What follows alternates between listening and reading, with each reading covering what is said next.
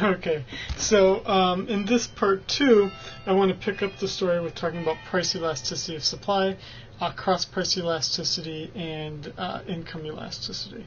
Before I do that, I'll also say that, this should be UE, revenue, not just with an E. I'm not a perfectionist. I don't want to go all the way back and redo the video just to fit in that correction. I think, if you want to think of me as a misspeller, that's perfectly fine. My excellence is in economics, not in spelling. I was really bad in spelling in grade school, and I worry that the computer has only made me worse at it. But I'm not going to change the whiteboard. You can just accept the fact that I'm not a perfect speller, and I generally will not expect that you be a perfect speller either, generally speaking. Okay, let's talk about price elasticity of supply. So in the terms of the price elasticity of supply, the concept is relatively the same. What we're looking at here is the percentage change in the quantity supplied over the percentage change in the price. Now in this case it's always positive, right? Because changing the quantity supplied would be associated with a positive change in the price and vice versa, because of the law of supply. So the way that we could get this is relatively the same: delta Q, delta P, original price over original quantity supplied. Right, so you could be given 2 points, and you could calculate this change just as I had done for the price elasticity of demand. So we know that it's always positive. But it's not the fact that it's, right, if price elasticity of demand was always negative because of the law of demand, price elasticity of supply is always positive because of the law of supply. What is more meaningful is the number, right?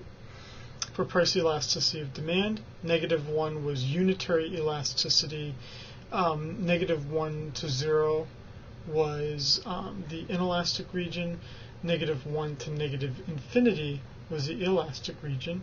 In this case, anything between 0 and 1, because these are all positive, is going to be the inelastic region.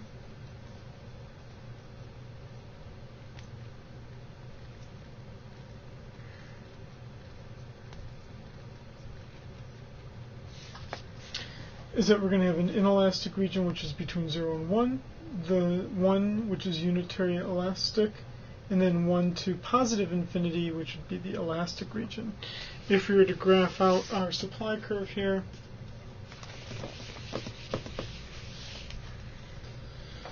the way that this then looks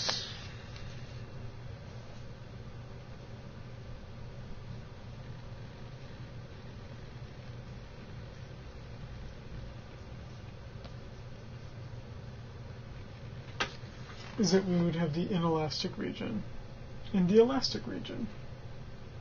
Okay. I don't want to spend too much time on elasticity of supply or the other, since this discussion is relatively similar to price elasticity of demand. What I want to do, though, is quickly cover the other 2 ways of understanding elasticity, or the other types of elasticity. And the first one would be the cross-price elasticity. Okay, so for the cross-price elasticity,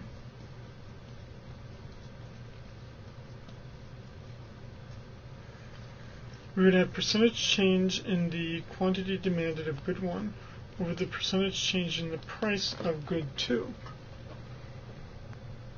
Right? It's hard to say how we should. I like to, however you want to write it out. I like to do it this way because it's kind of like 1 cross 2, like how the demand for within good 1 is related to the demand to prices of good 2.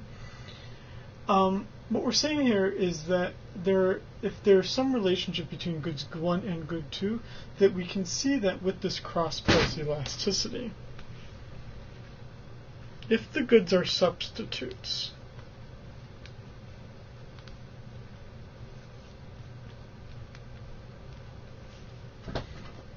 then the E, let's call it E subscript X, which again is my way of talking about crosses, cross price.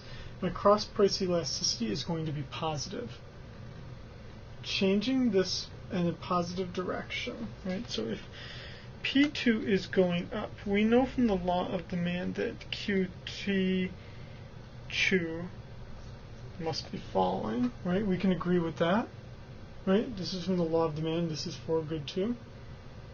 And so if this has got a positive change here, and what we instead see is that QD1 is increasing, right? So if we wanted this to be positive, that would mean this would have to be increasing. That would mean this would have to be increasing. If this is falling while this is increasing, that means that people are moving away from this good and towards this good. That's what happens when they are substitutes. And we could imagine that this would be the same if they were both negative, right? So see what I employed here, just to review. So I employed the law of demand here. I just gave you this. I said, what if this was happening? From the law of demand, we know that this must happen. To get this to be positive, right, we can then tell that story of how one is substituting away from one good and towards the other.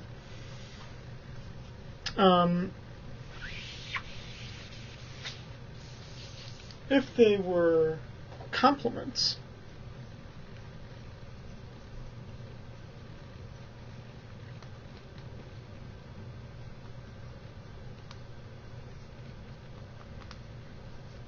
then the cross price elasticity would have to be negative. I did spell complements correctly here, by the way.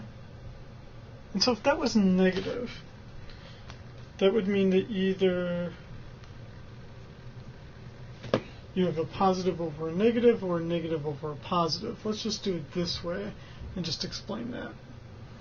That would mean that the price of good 2 is falling, which would mean that the quantity demanded for good 2 is rising.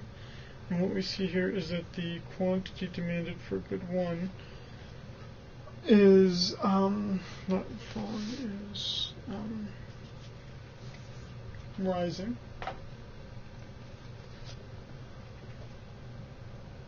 That would mean that these goods are being used in conjunction with one another. Law of demand here, I don't know why I repeated it twice here. Right, price of good 2 is falling, leading to the quantity demanded for good 2 is rising.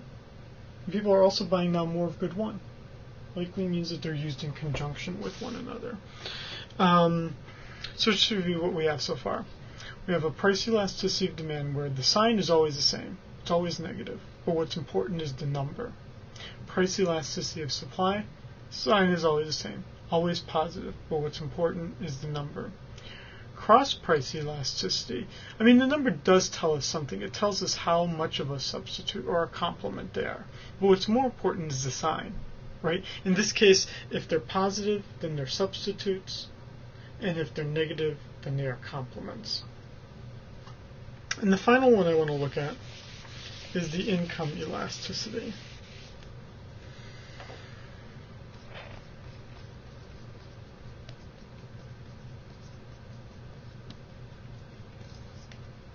Okay, here we're looking at the percentage change in the quantity demanded over the percentage change in income. And if it's positive,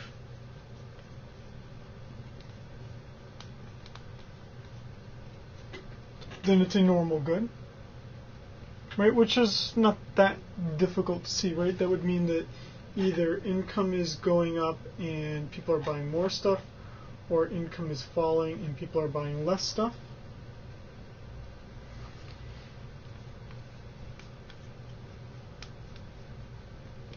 Negative would imply that they are inferior goods, right? That would then mean that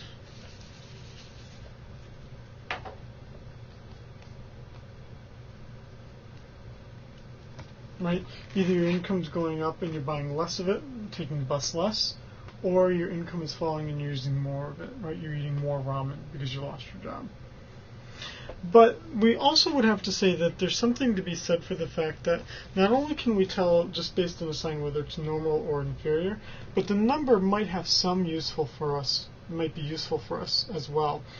Is that if it's positive but it's less than 1, then we might imagine that it's more of a necessity, and that if it's positive but greater than 1, it's a bit more of a luxury. Okay. With that said, that's going to finish the bulk of the material now for this first section of the course. Leading up to the exam, then, we will at some point have a optional on campus here. And it's completely optional. You're not going to get any additional, you'll get information, but nothing that puts you in an unfair advantage. We'll do here in person a review session before the exam, which would be coming up in about 2 weeks. Okay, so that concludes this last part of the last lecture for this first part of the course and before the first exam. Okay, so I'm going to stop it here, and then I'll finish with a last video that I'll talk about the exam, and I'll upload that video shortly.